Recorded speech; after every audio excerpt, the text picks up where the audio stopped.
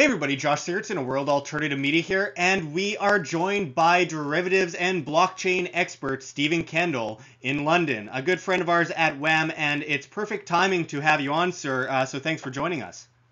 Fantastic. It's great to be again back on the show, Josh. It really is, yeah. And thanks for inviting me back on.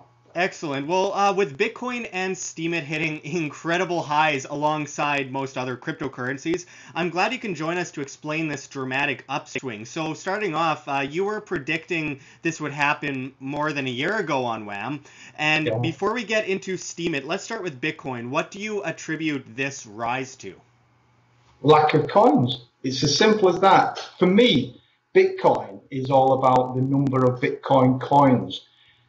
I've spoke to a lot of people over the last year about Bitcoin, and I ask a very fundamental question, and that is, do you know that there's a cap on Bitcoin coins? And they'll say, well, what do you mean a cap? And I'll say, well, there's 20 million cap. Well, what does that mean? Well, it means that there will never, ever be more than 21 million coins. Well, the moment you cap something, you then automatically put an automatic ceiling. So when people then suddenly realise that there's a cap at 21 million, really, as far as the price goes, the price will whatever the price will be. So they can't create anymore. They won't say, right, well, we've got 21 million. We've got a market out there. We'll create another 21 million. No, once they've got that cap, that's it. So if you've got a Bitcoin or part of a Bitcoin, and you want to hold on to that Bitcoin, and you've seen that Bitcoin grow, well, there's never going to be another Bitcoin that's going to replace yours unless someone's prepared to sell it. So now you've got what is clearly a supply demand. Supply demand is the basic form of marketing. So I said a while ago that Bitcoin, don't be surprised if you see Bitcoin heading into the multiple tens of thousands, if not hundreds of thousands. And people say, well, that can't be right. And I said, well, why not? Because it's capped. So, I mean, I've recently put out a series of blogs and series of tweets. And I basically called it pick your number. As far as I'm concerned, pick your number. People are saying, oh, it's going to max out at 10,000 or it's going to max out at 15,000. Well, where are these numbers coming from? As far as I'm concerned, it's limitless. It'll max out wherever it maxes out at. So I've not been at all surprised. I'm probably one of a handful that I've spoken to who have kind of said, well, yeah, I mean, at the moment, I was looking earlier on, it was trading at 1,820. So, I mean, before Christmas, it was less than 1,000. Whoa, 1,820. This has to be a profit. People are going to be taking the profit. Yeah, sure. But what do you think is going to happen? To me, it'll just keep going up and up and up. And in real terms, if you really drill down into it, what actually is happening in real terms is that the dollar's going down, dramatically going down. So when you actually look at a set of scales and you say, well, Bitcoin in 2010 was at 10 cents. So you've got 2010 and you've got now at 1800. So it's gone from 10 cents in 2010 over 80. Now we're going up. What's actually happening? Is it Bitcoin going up? No, it's the dollar that's going down. So when you actually think along those lines, and you've said it, Josh, I'm a massive fan of your stuff. And I've heard you say on countless times that fiat currencies will automatically revert back to zero. Well, what actually is happening with Bitcoin, when you measure Bitcoin with the dollar, the US dollar, if the US dollar goes to zero, what's Bitcoin going to be? $1 million's cheap. and that's why people think along the lines of, oh, well, it will never be $1 million. Why not? Why not? That's my answer. If somebody came to me and said, they're now going to increase 21 million to 250 million to $1 billion, then I'd say, right, well, it's a different ballgame now. But if they're going to cap and they leave that cap at 21 million, the price is whatever the prices will be. And really, we'll be having this conversation this time next year, and it'll be over 10,000. And you'll be asking me the same question. I'll say 1 million plus. You know, as long as people are still alive and still breathing, it'll be whatever the price is. So I'm not at all surprised. And I think I said at the beginning of the year, one of my predictions for 2017 was Bitcoin. So not at all surprised at all. Absolutely. Well, I find it really interesting, the scarcity of it. It kind of reminds me a lot of gold and silver when people talk about the scarcity, because of course gold is only created when, supernovas happen. So it's rare. It's not something that there's a lot of. And with Bitcoin, it's very similar, except for it's completely unmanipulated at this point in time. And we hope that it stays that way. But it's interesting that, I've met people in recent times that have become a billionaire off of Bitcoin, early investors, people who put a ton of money into Bitcoin, and just putting $2,000 into Bitcoin back in 2007 would be nearly $30 million now. It's unbelievable. But where do you see Bitcoin going in the next few years? Up, Yeah. up. You mentioned something there, Josh, about not being it's not being manipulated. You can't manipulate it. That is the reason why Bitcoin is so expensive, or the reason why it's holding its value is that you can't manipulate it because it's on the blockchain, because of the cryptography that fits behind it. We're all looking, or everyone seems to be looking at this ETF, this Bitcoin ETF. Well, for me, I think it's ridiculous, because if you're going to buy into Bitcoin, you want to own the Bitcoin. Why would you want to put money into a fund that then is supposedly backed by the Bitcoin? As far as I'm concerned, I'll buy the Bitcoin, leave your fund, and this ETF, Bitcoin ETF. Once you've got a fund, then, we've talked about the derivatives in the past. Once you have a fund, you then can manipulate that fund by leveraging in opposite directions. So really what you're then doing is you're then saying, I will promise to give you Bitcoin. You give me your money, I'll promise to give you Bitcoin, and I'll take your money and I'll play the markets and I'll push the markets, hoping that I'm actually going to get on the right side, so that when I cash in, I can give you back either your fiat money or the Bitcoin. Well, of course, what's the point? Just buy the Bitcoin. And that's why I put a blog out, or a video blog, on the day that they announced that the ETF, the Bitcoin ETF, had been rejected by the SEC. And to me, it came as no surprise, really, because the two are completely different. Bitcoin blockchain and an ETF, a derivative manipulated market, are completely different, and the two will never ever match. So I wasn't at all surprised, and to be quite honest with you, I think it's sending out clear signals. The fact that Bitcoin now is over $1,800, that is sending out a clear signal. And as far as I'm concerned, it's the canary down the mine. It really is. People think, Bitcoin's 18,000 because we don't know what it is. Yeah, Bitcoin's 18,000 because the dollar's coming down, and everything else. We've talked about this. It's a rigged, manipulated market, and the only thing that it cannot manipulate is the blockchain, and that's why we're seeing exactly what we're seeing, and really. I know that I said, that silver and gold was going to go sky high, and that's going in the opposite direction. But the amount of derivatives and the amount of leveraged short selling is phenomenal. Well, that's what I wanted to cut in for a second about, Stephen, was you're talking about the ETFs, and look at what ETFs are doing to gold and silver right now. The value is plummeting. The physical, the amount of people buying is still going up about 9% right now, but the ETFs are just desecrating the market, and it's that manipulation that sends people over to Bitcoin and other cryptocurrencies. Absolutely. People are fed up. They're really fed up, and they're fed up. I've spoke to a lot of investors over the last 2 years, and people are fed up with being robbed. And that's what the market's doing.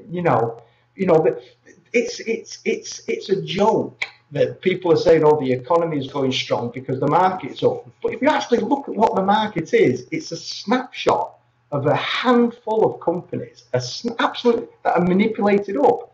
So when people say, oh, it's a double dip or it's a rising market and it's a strong economy, no, not at all. In fact, it's sending out massive signals, massive signals. So the whole Bitcoin ETF derivatives, it's all coming to a head because generally people are saying, you know what, you can stick your stock market, you can stick your horrendous valuations, your fiat currencies.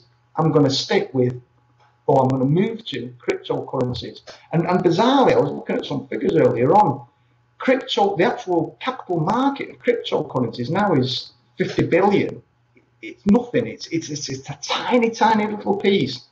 But the amount that it's grown over the last 6 months, I would not be at all surprised that within the next, possibly maybe as early as the next 2 months, it'll be 100 billion cryptocurrency, 100 billion. And that's gone from 10 billion to 100 billion in a matter of 6 months. That is sending a signal out. That's where the money's going. There's a lot of money moving into cryptocurrencies, a lot of money. Well, and I mean, a lot of people were talking, you mentioned how a lot of people are talking about how the markets are going up. A lot of people were saying that in 2007 too. People don't learn from history. But moving on though, Stephen, for those who are unaware of what centralization does to currency and how it enslaves people in debt, why is it so important to decentralize? I know you touched on it briefly there, but why is it so important for the sake of people, individuals who obviously are being enslaved by debt so enormously today by the central banks, by the government manipulators or regulators? Why is it so important to decentralize and get off that grid? Well, a lot of people, I mean, I know we talked about derivatives and we talked about debt and, we talked about the way that the fiat currencies are set up.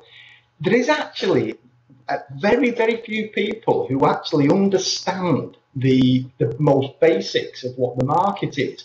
And the market, the whole market, the housing market, the stock market, the government, the stimulus spending, it's all based on debt. The whole thing is based on a huge mountain of debt. In other words, they will issue the treasury bonds, that's a debt. They will promise to pay an interest on the treasury bonds, and then in the expiry of the treasury bonds, they'll pay the capital back.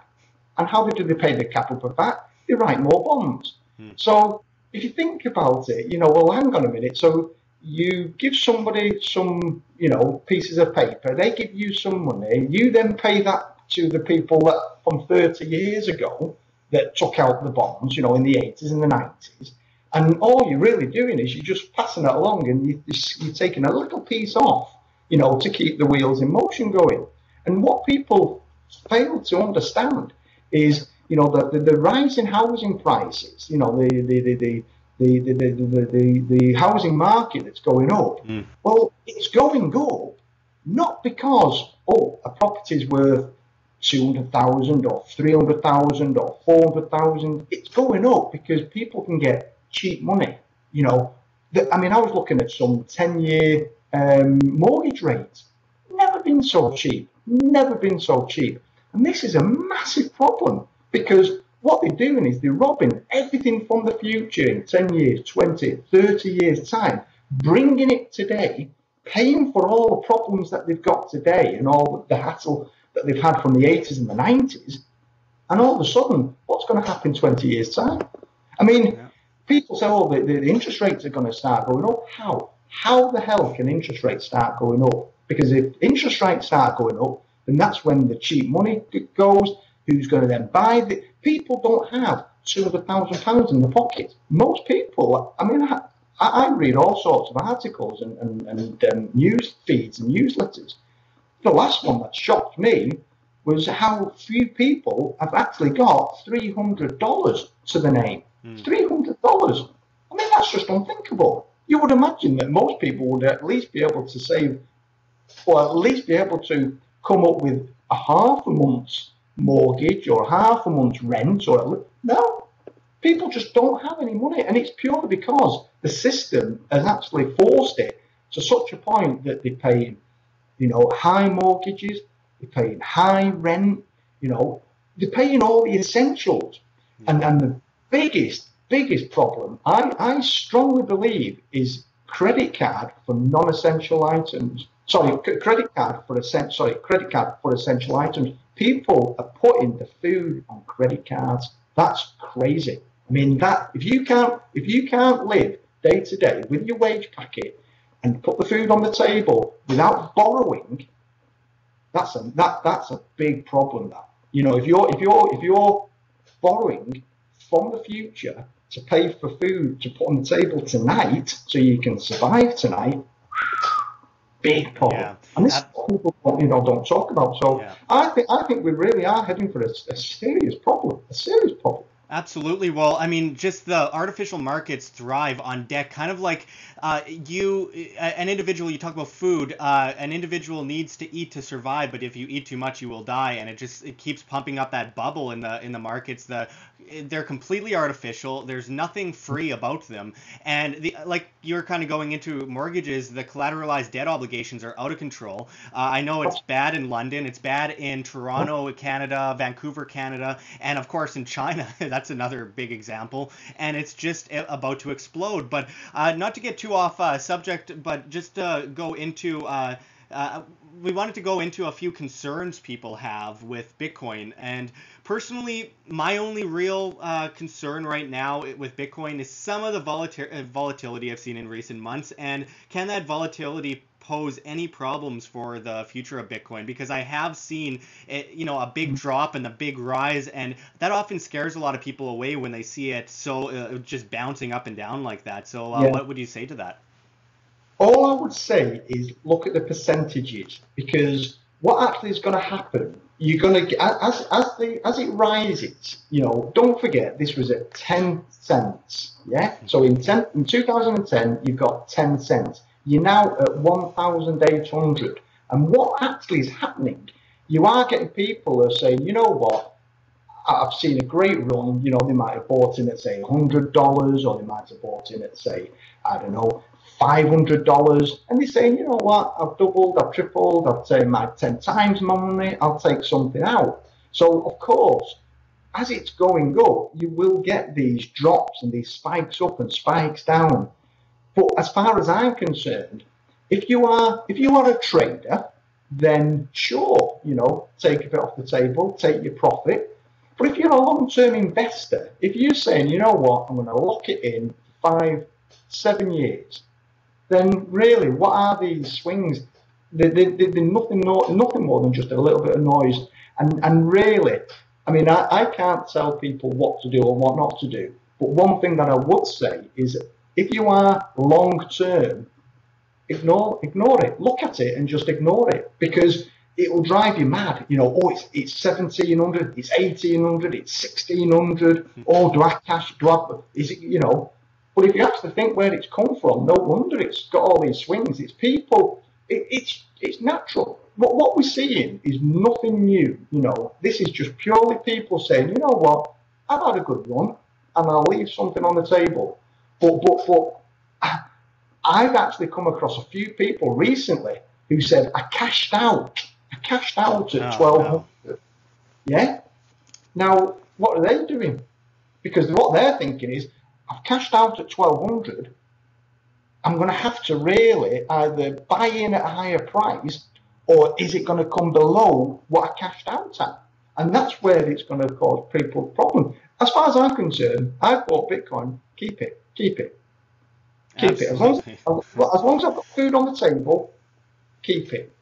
Yeah, every time I hear people say I'm going to cash out, I've made enough money, I'm going to cash out, I say, well, I wouldn't do that if I were you. You're going to be kicking yourself in 5 years when you realize how much money you could have made, but you gave away, especially when the dollar crashes. But I mean, it's always kind of funny looking back at the news articles just from a few years ago. The media constantly pumps out this nonsense about Bitcoin, that it's going to crash, its days are over. Every single year they go on and on about that in the news, CNN, BBC, you name it. They constantly talk about how Bitcoin is going to hit an end. Meanwhile, the board of directors at the Minneapolis Federal Reserve is looking at blockchain and trying to do anything they can to try and get a hold of it. Same with the United Nations through SDR, through the special drawing rights, etc., on a vast different scale, and we'll go into that a bit later. But it's just funny watching the media constantly try and push people away from Bitcoin, and then those of us who understand how blockchain works sit on that money and watch it constantly go up. And it's more of an insurance to most of us than an investment. We're not putting money in then taking it out, money in, taking it out.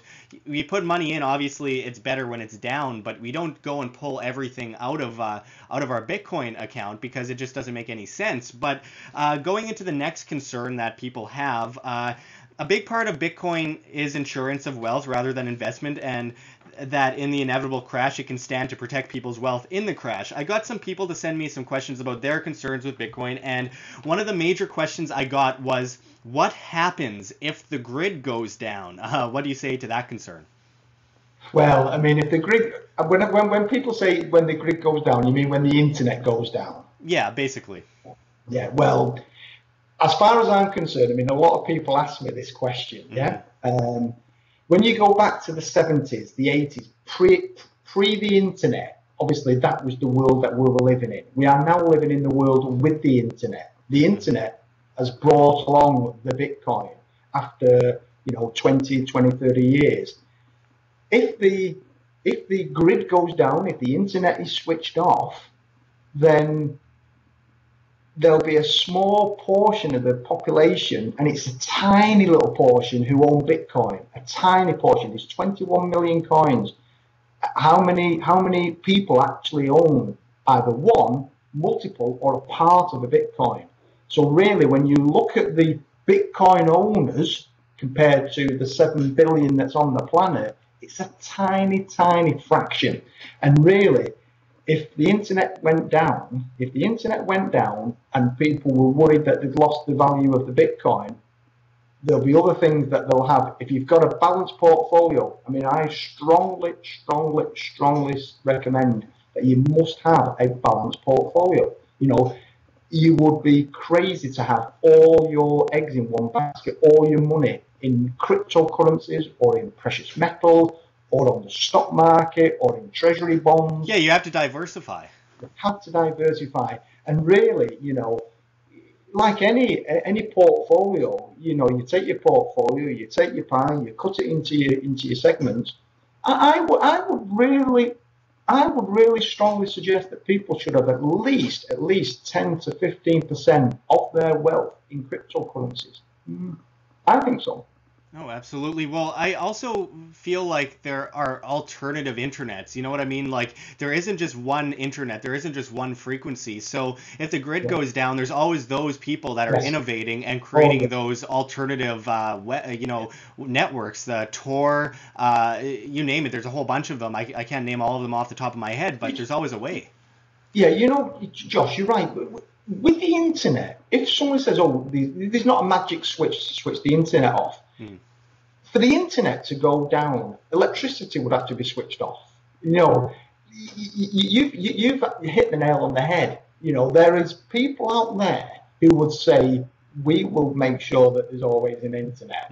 So I would. Well, now the internet going down would be like saying, "Well, we're going to turn off water or air," or it just wouldn't happen. It would have to be a catastrophic human disaster for that to happen. And even then, the way it's set up, you might not be able to get your Wi-Fi, or you might not be able to get a mobile phone communication, but if you can plug into a landline, you'll get the internet. Absolutely. And I think that a lot of people mention like a solar flare or something along those lines, but they're rare occurrences, and there's always a way around it. A solar flare doesn't mean you permanently can't get back into the grid. It just means you temporarily can't. It could cause a lot of damage, but all the same, that's kind of a hypothetical that is less likely than in most cases. I'd rather take that chance with Bitcoin than I take that chance with fiat currency. But another concern people wrote me was, how do countries banning Bitcoin affect the cryptocurrency, as we've seen China in a major crackdown on Bitcoin recently? Well, again, the way that the Bitcoin is set up, it's set up effectively as on the blockchain. It's set up on the distributed ledger. It's very difficult to ban that. You might be able to ban the trading of it, but if you've actually owned it, if you've actually obtained it, you've got it. You've got it.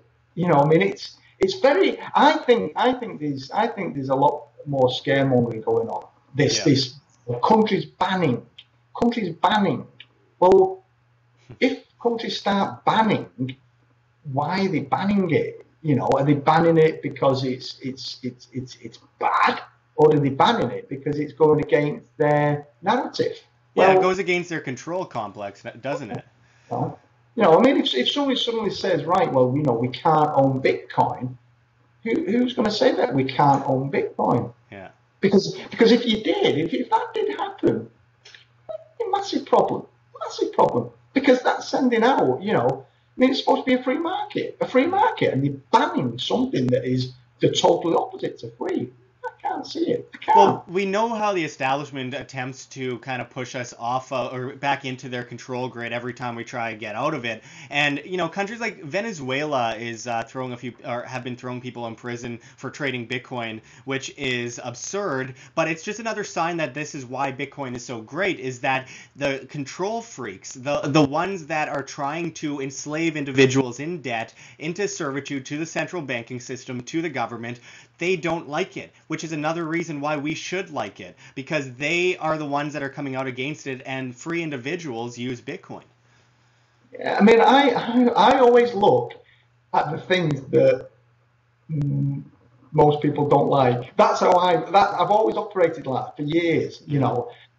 I've always said the way to be successful when it comes to wealth creation is do what most people don't do, because the system is actually geared to draw out from most people. That's the way the system's built, and this capital market that we're in now, I look at areas. I actually identified Bitcoin, I identified blockchain when I suddenly realized what actually happened from 2009 to when it was launched, to 2010 to when it went down, to where it is now, and it was because of that really that I came across the blockchain about 4 years ago. So I'm a big believer. If you do what everybody else does, which is 99% of the population or 95% of the population, then you'll never do anything. You'll never do anything because the system's geared like that. So if something's bad, I look at it. That's what I do. Absolutely. Well, just moving on now to Steemit, something I'm very excited about. I tipped you off about Steemit quite a long time ago, and it's good to see you rising in the ranks so much. Why? Bizarrely, Josh, I was talking to somebody over the weekend, and they said to me, how did you come about Steemit? And I said, well, what I did, about 4 years ago, I was looking for a social media on the blockchain. That's what I started to look at. And of course, it wasn't around. And then, I'll never forget, you contacted me, I think it was via Twitter, and you said, have you seen this Steemit? And I was tired. I remember it was a Friday night, and I was tired, and I thought, oh, what's this Steemit? And I didn't do anything for about an hour, and I went away, came back, got my computer on, typed in Steemit, and within seconds, it was what I've been looking for. And it was at that point, and I think, we've had this conversation before, from that point, I thought, this is it. This is 4 years for the blockchain, but certainly I've been waiting 10 years for a site like Steemit to come along, and I am so excited about it. It's. I mean, I'm like a kid in a sweet shop. For somebody of my age, you know, I've been in business for 30 years, and I've got 30 years experience in business and you know, companies, and I would say I would have to probably go back 12 years to a time when I was this excited. So Steemit, for me, Steemit is just fantastic. It is. It's just brilliant. Well, it is brilliant. Well, why is Steemit such a brilliant innovation in blockchain, and can it potentially overtake other social media platforms or even force them to adapt? And I know what you're going to say, but just for the viewers to hear. Okay, right. Well, what we need to understand, really, what we need to understand is what happened in the 70s and the 80s and how capital markets were built up before the internet. And of course, you've got shareholders. So you've got a capital market. So you get investors who buy shares, and then that company will have revenue which will generate profits, and those profits will then go back to the shareholders either in dividends or the share price goes up, and that was the capital market. So that was the 70s and pre the internet.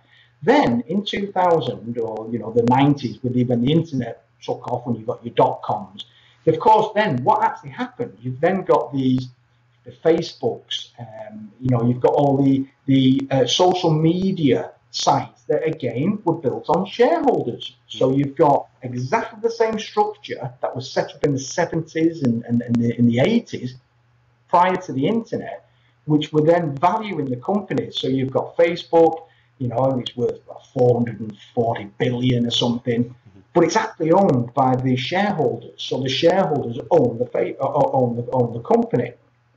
Then, because it's obviously then free to use, you know, well, if it's 440 billion, is 1.6 billion people, but it's free to use, where's the money coming from? Where actually is the revenue coming from? Well, people say it's adverts, or no, they're selling the data. So all these people talking on Facebook and chatting and sharing and communications and all, that data is being grabbed and is being packaged and sold off, and that's where the bulk of the money is coming from. That's where the value comes from, which is great. That's great, yeah, if you're into that sort of thing.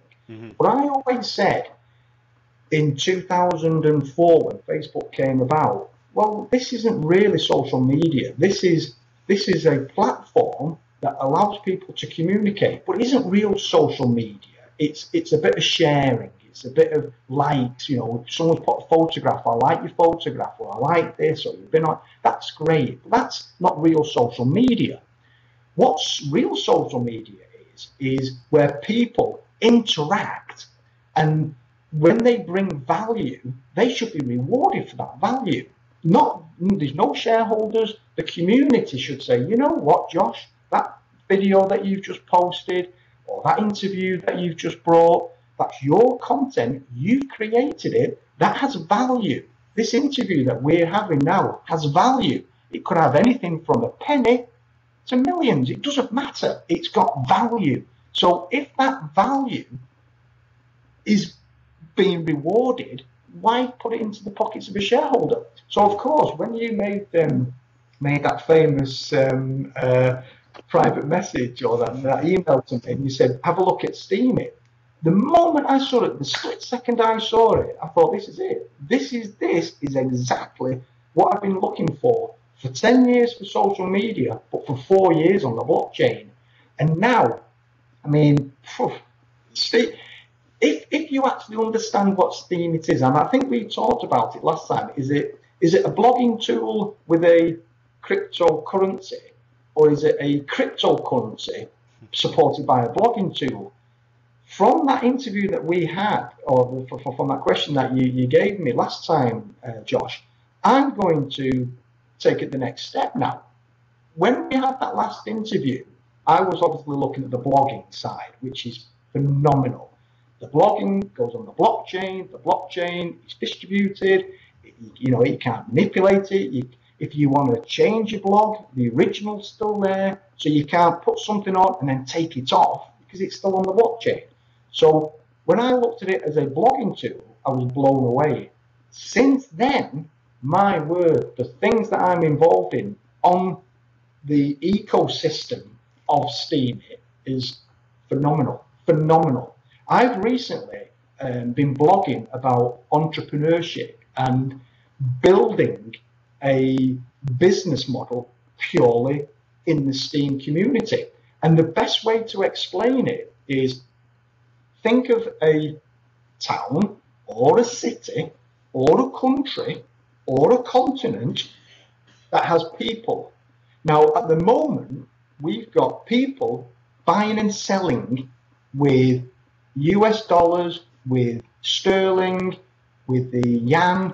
So they're buying and selling and they're talking to each other. You put that into a community online where people can share comments, but then they can buy and sell. Now, recently I've put a marketing proposal for Steemit, and I strongly believe that where Steemit is going to take off is not by the individuals blogging, which is the bread and butter, and I'm absolutely all for individuals putting blogs up, putting their comments up, talking. That is fantastic. But where the money's going to come from is enterprises building bespoke business models within the community. And just to give you a for instance, and just to give you an idea of where I'm coming from, let's say if you was a homebrew making company and you had a kit and you were selling that kit. Now, you might be selling that kit for, say, $30. Go on Amazon, you buy your kit, you make your beer, you drink it, happy days. But if you actually sold that in Steam and you say, there's my kit, I'm going to sell it in the community for 50 Steam. Somebody buys it, they've got a wallet, they send you 50 Steam, you send them their kit. Then they make it, blog about it, talk about it, say how fantastic it was, and all of a sudden you've actually built a complete ecosystem where people can buy and sell in Steam, talk about it, and they're actually being rewarded. So you'll get, I think, and it won't take long, you'll get companies where will be accepting Steam, but they'll be accepting Steam so that people can tell people, I bought this, I bought it in Steam. And then once you've got that, I can't even begin to tell you the numbers that I'm talking about, because now you've got what is called a true social media entity. You know, you've got people talking, you've got people buying and selling, you've got companies that are effectively marketing and promoting. Well, there's no shareholders. There's no shareholders. It's the Steam that's actually holding the value. And recently, you've probably seen it. Everybody's seen it over the weekend. We've had a massive spike in new users. We've had a massive spike in the price. And to be quite honest with you, we've not even scratched the surface. We've not even scratched the. Well, absolutely. I think it's amazing the rise in Steam in recent weeks. It's totally incredible, and I've watched it happen before at a much more minor scale earlier on in Steemit's life, but it continues to grow, and it's at the perfect time too, because at this point in time, YouTube, Facebook, they're pushing people that disagree with the establishment narrative out of the picture. They are demonetizing, they are censoring, and it's become really drastic for a lot of us to try and put out our work and try and make money off of it. And at this exact time, as people are leaving YouTube and leaving Facebook, people are going to Steemit. And Steemit, it poses to be such an incredible opportunity for people. And I wanted to ask, you've been educating people in the street lately about Steemit and have found most aren't aware of it yet. This seems to prove a massive opportunity to still get in on the ground floor. Would you agree? Absolutely. What I did, there's the marketing brochure that I put together, and what it was about 6 weeks ago. There's a guy who joined Steemit, and Mitchell, And he came in as a marketing guy. The owners, Ned and the Steemit Inc. Brought Mitchell to the table, and Mitchell looked at the whole ecosystem, and his first comment or his first recommendation was to crowdsource the marketing. And because of my perception or my vision of Steemit, I got it straight away, and I sent Mitchell a blog, a comment, and I basically said, in fact, I think I did a video on YouTube. I said, I get it, 100% get it, and I gave Mitchell 100% of my support. And people were saying, no, we should be outsourcing the marketing. We should be bringing a marketing company in. Why? Why bring a marketing company in and tell a marketing company what we know as a community, only to give them money so that they can pay their overheads and take a profit? No. I think the best way to market the Steemit is by the bloggers. So I put a 6-part or a 7-part marketing initiative proposal together, and basically it starts off with leveraging what we've got. We've got LinkedIn, we've got Facebook, we've got Twitter. So basically is to leverage what we've got. If you've got a network, and my network is something like that, 10,000. So if you've got those followers across your network, keep telling them. Because as you keep telling them, you have to keep reminding people. If you tell them once, they'll forget about it. If you tell them twice, 3 times, 4, if you continually tell them the story, then people will go, oh, again. And of course, with Bitcoin, I knew that Bitcoin was going to go up. So with the LinkedIn and the Twitter, I put 2 coins in 2010, in 2016, 17, and it's going up. And I've been sharing that, and people will suddenly think, well, hang on a minute, what is this Steemit? Let me have a look at this.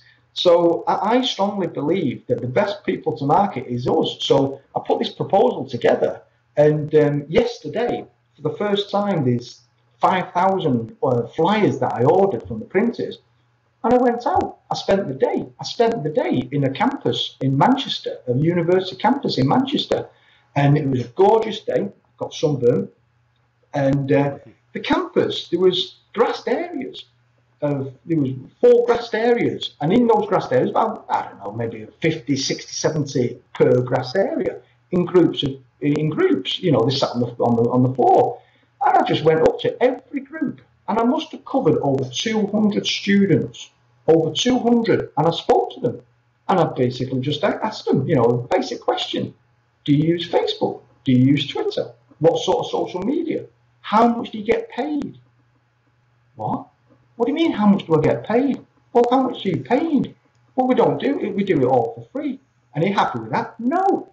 And I swear to God, I was stunned. I was absolutely stunned. For me, if I was owning one of those companies, I'd be doing that. There's your market. There's your market. You go to your market and you ask them, are you happy? No. Why aren't you happy? Well, I'm not happy. So, of course, I then gave them the leaflets. Unbelievable. What's this? What do you mean blogging? What do you mean photographs? People making money. Got my mobile phone out. Show them. And honestly, I was amazed. I was expecting a bit of friction. I was expecting negativity. There was one guy who there was a group of 4 young lads. He was a bit, leery. And I gave the lads the leaflets, and he said, what's this? And I said, it's a blogging site. It's a blogging site, and you'll be able to earn money. He got his leaflet and ripped it up and threw it on the floor. And I said, why did you do that? He said, no one gives away free money. I said, what? He said, no one gives away free money. I said, well, I'll tell you what I'll do. I'll give you the name, and you will remember the name. I said, it's Steemit, and you will remember that. As I turned around, one of his mates said, have you read this leaflet? This is stunning. This is unbelievable. So the lad who ripped the leaflet up leaned over, and I could see him. He said, can I have yours? He said, no, you ripped yours up. He picked it up off the floor. And that, now to me, That is your market. I was stunned. I came away, distributed over 1,000 leaflets, and I came away and I thought, I don't believe it. If I'd have got reactions where people were, saying that they were comfortable or this, they were getting rewards, they were contributing and they were being paid, and this is just another one. No, not at all. What I found when I came away, I actually rang a few of my friends up and I said, "This is it. This is it. I swear to God, this is it. There's going to be a mass migration. People are simply fed up. When the internet was switched on and social media came and Facebook came in 2004, it was great. We can talk, we can chat, but people are now fed up. They're seeing these huge organizations making billions out of what? Out of their information. And something like Steemit comes along and shakes it up and says, you know what? We don't want that money. You produce the content, you have the money. And what the owners have done on Steam, and it's not rocket science, they just said, well, we'll buy the Steam. So they bought the Steam. And I've bought the Steam. And all the smart people have bought the Steam. And now, and last time I looked, I think it was around about $1.03 or something, spiked at 137, 136, I think it was. We haven't even scratched the surface yet. We haven't even took it to the market. Could you imagine if you took that 1,000 leaflets and went to every campus, every university, but not 1,000 leaflets, 10,000 leaflets, 10,000 leaflets in every university? It won't take long. It will not take long. And once people start earning $5, $10, $20, my account is about $12,000. And this is what it should be like. I've produced what I call valuable information. Some people might read my blog and think, well, I don't understand it. I don't get it. And they'll see somebody's picture where it's a scenery, and they'll think, oh, I like that. Well, that's fine. I absolutely get that. And if that scenery picture gets $30 and my blogging of derivatives gets $5, I'm happy with that. I totally get it. Because somewhere along the lines, people will actually say, hang on a minute, this what he's been saying is right. And it was right then, and it's right now, and it's right. So as it goes up, that scenery picture will always stay $30. A scenery picture today is exactly the same as the scenery picture, if it's the same picture. Mm-hmm. But if you produce a story, my story on Steemit is about Steemit. Mm-hmm. And that's my story, because I've been able to break down into the blockchain and understand the technology behind it. So if you actually understand the technology and you think, hang on a minute, if you apply that technology across an ecosystem, across a complete business plan, I mean, at the moment, I think the last time I looked, it was about 200 million. 200 million is pocket change.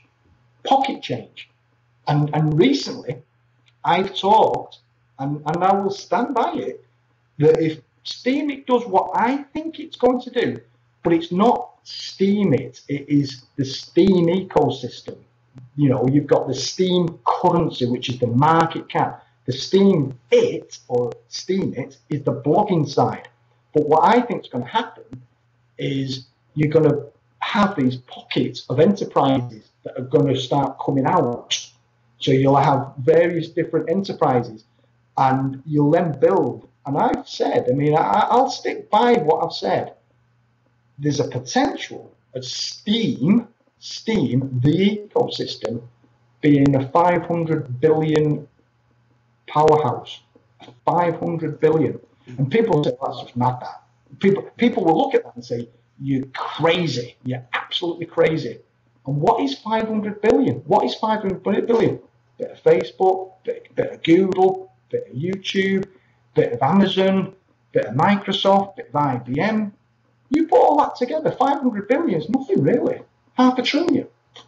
Nothing. Absolutely, and the market is so diverse; it's open to anyone. Steemit is incredible, and just because we're running out of time, Stephen, just quickly, do you see Steemit itself, like the Steem, the cryptocurrency, hitting something like say $10,000 over the next 10 years, or something along those lines? Yeah. Well, the trouble with the difference between Steam and Bitcoin is that Bitcoin is capped at 21 million.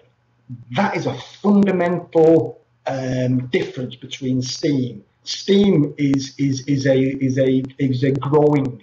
So as the community grows, then there will be new Steam. So, you know, whatever 220 million Steam they've got today will go up. So that is always going to be a problem. Could I see it over $100? Could I see it over $100? Absolutely, absolutely. Could I see it $200? Absolutely. What I'm interested in is not the actual, is it $50, $100, or $200? Can I see it? Can I see it a 500 billion powerhouse? Absolutely, 100%. And it's that you really have to hang on. And, people are talking about, I don't know whether, people have been following the powering up and powering down. As far as I'm concerned, I'm on a one-way ticket, power up all the way. For me, Steam or Steemit is a 5 to 7 year project for me.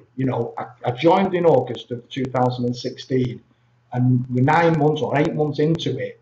And really, for me, whether it's $1 or 50 cents or $1.50, I'm not really that bothered. As long as it's going up, that's all I'm interested in.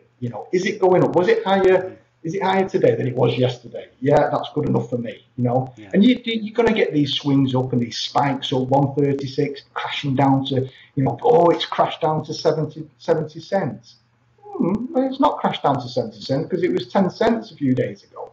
So it's going up. Now, as far as I'm concerned, I'm in it for the long haul. 5 years. And I think, and I'll be more than happy to come back to this in a year's time, but I think you're going to see millionaires being created on Steam. Well, and it's going to, yeah, it's going to, and I tell you who it's going to be. Mm-hmm. It's going to be the people who get the concept, and it's going to be the first adopters. I speak to a lot of young, what I call budding entrepreneurs, and I've told everybody, I'm 50. If I was in my early 20s, I'd be absolutely building a business model around Steam, because if you was the first, then people will follow it. People will take your model and just follow it. But if you're the first, it's always easy. It's always easier to be the first. So, absolutely. Yeah. Well, I think it's incredible considering, and all the same, I mean, if you say you have $12,000 in it today and it goes up to $100 or $200, I think you're going to have a good time saying "I told you so" in the future. I won't have a good time, but I'll be buying you a drink, Josh. I'll be buying you a flight ticket, and I'll be flying you over here and buying you a drink. Absolutely. Well, finally, let's talk about the massive difference between decentralized blockchain and then centralized digital currencies. Currently, banks across the board, Deutsche Bank standing out the most, are pushing for a centralized cashless society to merge with the SDR special drawing rights world currency and possibly create a global digital currency. What do you think about this globalist initiative? With a centralized system, straight away, because it's centralized, you have control. Yeah, if you own a centralized system, you have full control of what goes on. Once you decentralize it and spread it, everybody has to verify it. So all the decentralization of the distributed ledger has to be verified. And really, to be honest, we talked in one of the first interviews about a cryptocurrency built on derivatives. I actually still believe that is what is actually going to happen or is happening. So where you've got centralized banks who are, we're looking at the cryptocurrency, we're looking at the blockchain, we're going to introduce a cryptocurrency within. what they're actually doing is they're putting the derivatives on the blockchain. And that to me is the most, well, whether it's sensible, I don't know. You know, I mean, obviously they're trying out all sorts of things, but to me, it's either centralized or it's decentralized. You can't have anything in between. And I think there's a lot that's going on behind the scenes that, you know, we're not being told about. So, you know, it just worries me. For me, it goes back to the principle of the debt. You know, in 2008, you've got all this toxic debt. It gets rolled up to a central bank. Fine. Central bank, lender of last resort. So all the banks roll up their bad debt. What happens when the central bank has to roll up? They roll up to the SDR. Okay, so roll up all that debt to the SDR. Great. What happens then? What happens to that? You can't roll it up and send it to the moon. And that's the problem. That is the problem. The way the system is built, inevitably, well, where's it going to end? And this is what we're up to now. You know, this system that they're talking about goes really back to the, you know, when the 70s, 71 when the silver came off. You know, when you start floating currencies, when you start depegging and saying, right, we're going to let that float, that's great. That's great. As long as there's an end game. Well, of course, they've let it float, and now we're up here. And if you keep rolling that debt up, yeah, I understand roll a bad debt up to a central bank. Yeah, you know, that's fine. I mean, personally, I think they should have just let them fail and give people free houses. Yeah. Well, I think it's really important. This is just my personal opinion, which is that they should just forgive the debt. There should be a debt jubilee. It's the only way we're going to get rid of that debt. But just going into my quick spiel, I guess you could say, about cashless society. I mean, Bitcoin is freedom, blockchain is freedom, cryptocurrencies are freedom because they are completely free of manipulation. And the difference with that and the cashless society, it's so important, is that when you put your money in the bank, it's not yours, the bank's. And if your money is always going through the bank through centralized cashless society, then it's never your money, it's always the bank's. There's a huge problem with privacy because every transaction you make is being monitored, and it's so important to separate that from Bitcoin because people too often mix it up, understanding the difference between the centralization and the decentralization. So I just think it's so important for people to put their money where they can ensure their wealth and take it out of the debt-based pyramid that is the fiat monetary system, and of course their kind of end game, the more globalist central bank end game, which is the global cashless society that is centralized. And it's worrying to see such a great thing be mixed up with such a terrible thing, because we've just seen this debt-based system build up and up and up for more than a century, and it just never ends, and we need to get out of that system, which is why I'm glad to talk with you today about just one of the best opportunities possible to get off of that centralized system, which is simple and incredibly easy, which is just decentralized. Look to Bitcoin, look to Steemit. A lot of people are loving Ethereum. There's so many great examples of things that you can do to get yourself off of that centralized grid. And I thank you, Stephen, for going into all this for us. Can you give our viewers, in case they don't already know, your Twitter handle and your, of course, Steemit handle? Oh, I'll give him the Steemit handle. It's .com/ at Stephen Kendal. So it's PHKNDL. You go to there, and that's. I mean, basically, the way I'm setting up mine is that's my homepage. Everybody who asks to contact me, go to Steemit. That's how you're going to contact me.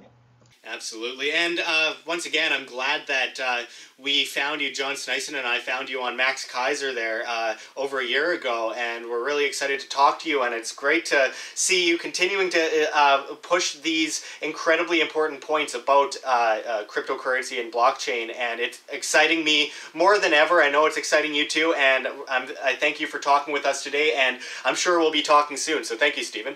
Do you like the video you just saw? Well, check the links below. GoFundMe, Patreon. We can't do it without you. Any donation is very much appreciated, especially as we are so incredibly censored and demonetized by YouTube. You can also check our Bitcoin address in the comments and the description, as well as on the screen for you to scan, if you please. And don't forget to check out our link for the Red Pill Expo, taking place in June 2017 in Bozeman, Montana. Speakers include G. Edward Griffin, Robert Kiyosaki, Lord Moncton, James Corbett, Cynthia McKinney, Mike Adams, Ty Bollinger, John Rappaport, John B. Wells, Joel Salatin, and so many incredible other speakers. We hope to see you there, but until next time, this is Josh Sigurdson signing out from World Alternative Media. Find the truth, be the change.